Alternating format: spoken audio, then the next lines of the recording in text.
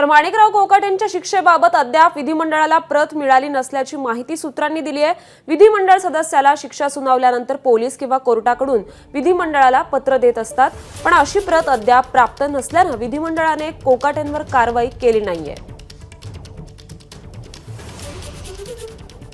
या संदर्भात अधिक अपडेट जाणून घेऊयात। आपले प्रतिनिधी अजय माने आपल्या सोबत आहेत।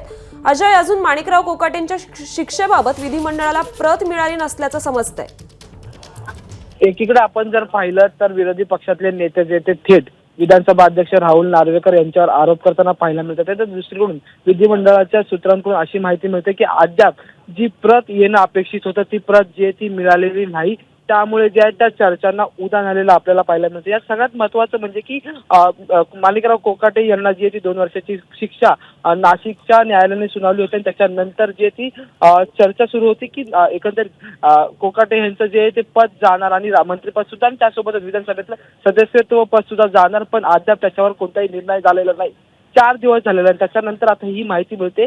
असं म्हटलं जातं की ज्यावेळेस कुठल्याही नेत्याला, आमदाराला, विधानसभा सदस्याला शिक्षा सुनावली जाते त्याच्यानंतर पोलिसांकडून किंवा कोर्टाकडून एक पत्र जे ते विधिमंडळाला दिलं जातं, पण ते पत्र अद्याप विधानसभा अध्यक्ष यांच्या पटलावर आलेलं नाही। त्यामुळे अद्याप कोणतीही माणिकराव कोकाटेंवर कारवाई जी ती झालेली नाही। दुसरीकडे आता आपण पाहिलं तर या सगळ्या प्रकरणात जे ते संजय राऊत असतील किंवा मग महाविकास आघाडीचे विरोधी पक्षातले सगळे नेते जे ते थेट माणिकराव कोकाटेंसह विधानसभा अध्यक्ष राहुल नार्वेकर यांच्यावर आरोप करताना पाहायला मिळतात। त्यामुळे आता ही प्रत कधी येणार आणि त्याच्यानंतर नेमकी काय कारवाई होणार हे सुद्धा पाहणं तेवढंच महत्त्वाचं ठरणार आहे। खरे, धन्यवाद अजय आपण दिलेल्या या सविस्तर माहितीसाठी।